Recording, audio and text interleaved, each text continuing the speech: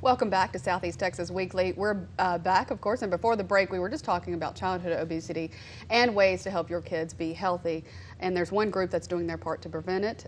It's Sports Society for American Health, and organizers Amy and Richard James are here, and we're talking about what's causing obesity and how we can fight it as parents.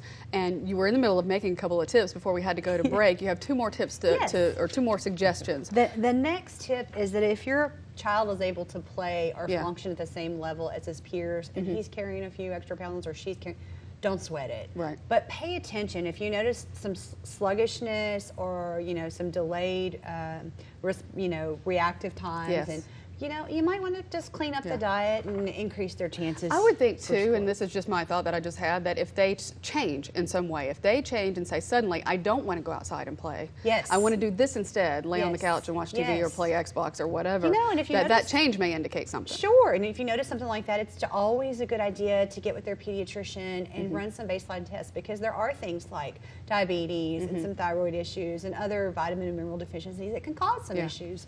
And then the last one you want to do, and this one's always so hard, but evaluate your role in your child's health. Yeah. Are you setting a good example? Yeah. Are you making good food choices? Are you making exercise a priority? Are you getting outside and playing with your child? And I would add too to that are you doing that in a positive way? Absolutely. Because I think there are two different ways or a couple different ways to do this. And one is to talk about your own way and how bad you feel about it, which is not going to help the child, I don't think. We've heard lots of stories about that, and children end up having issues.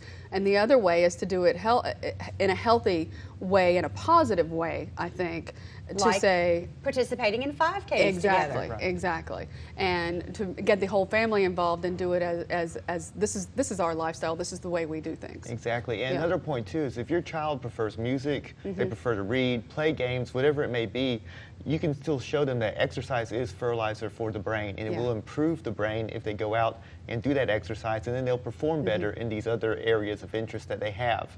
And the May issue of Bicycling Magazine, they have a fantastic article on how the exercise impacts the brain. And so that's very important. That people don't realize it lays down rich capillary beds, not only in your muscles, but also in your brain. So it provides more neurons firing in your brain. You feel better. Those carotid arteries clear. Well, and I'll say this too from my personal experience. If I don't exercise in the morning, and I exercise almost every day, but if I miss a day, I don't feel as clear-headed as I do on the days that I get my workout in early in the morning. And that's what this article talks about, is after about 30 minutes of exercise, you are at your peak performance for your brain. Right. So they're recommending before you go into work or before you go into school as a kid, if you do about 30 minutes of exercise for about the next 3 hours, your brain is firing on all cylinders, and you'll perform better, your memory will improve, and everything. And then they even recommend that in the middle of the day, go out and do 30 more minutes of exercise. It doesn't have to be hard, and then go back to your work. Take your lunch, I do my best problem solving whenever I'm really exercising. That's when everything is sparking and firing. And I know that's anecdotal, but I think that it's interesting to see the science support that. Yeah, I think so too. All right, we have some resources for parents. Go to, what is this website, Amy? This is www.choosemyplate.gov. Okay. That was a tongue twister. Yeah. But it's they've got snack tips for parents, which are really good. I particularly love the one about mixing it up. If you have kids that do have problems with textures, this is a great way to make a smoothie or with fruits and vegetables that they may not normally snack on.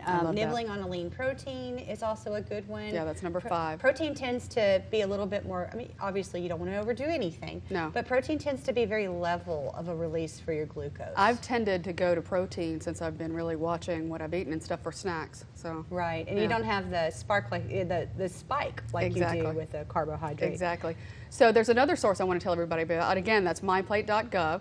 And it's called She Knows. And this website, I just Googled childhood obesity, and I found several articles, folks, on information on childhood obesity. So check out sheknows.com, and it even talks about, Michelle Obama's initiative, which is My Plate, and all that kind of stuff. But in addition for, changing those eating habits or tweaking those eating habits, you guys organize Daisies and Dragons Duathlon. Exactly. Go ahead. Oh, good. Well, I was going to say is all this information is a wealth of knowledge, and it's wonderful, but unless you put it into action, you will not reap the benefits. Absolutely. This is video from last year's. And so part of that, to encourage kids to get out and start these healthy habits early and to reap all these benefits, we began Daisies and Dragons race. This will be the third That's where I was annual. working last year, at the transition area. So much fun. Yeah. But we do. We provide opportunity through Sports Society for American Health with this event and also our Kids Marathon Club programs. Yeah. Because we feel like this is an activity where kids are engaging and having fun. Yeah. And it doesn't feel like fitness, it feels like play. No, I mean, I love those girls' helmets. So this is a great, and there's the cutie, 3 years old. Everyone who finishes gets Gets a a medal. medal regardless of ability. Right. And they also receive a tech shirt in their These size are great shirts, if they too, by the way. register early enough before Yeah. we run out of supplies. And the event is May 24th, Yeah. starts at 8 a.m. at the BAISD football stadium parking lot area. So it's closed to traffic, it's safe. We Yeah. have a lot of vendors there, fun stuff for the kids besides just the event itself. And we have a Facebook page where you can see pictures and learn more about the event. Absolutely. All right, check that out. Again, it's Saturday, May 24th, Daisies and Dragons Duathlon. I will be out there talking to everyone and helping with the event. So make sure you join in and get the kids involved in that. And I'll take adult volunteers. Absolutely, a volunteer. Amy, Richard, thank you so much. Thank you. Mary. All right, much again, best way to keep kids healthy is to get them involved. After the break, an event for the entire family.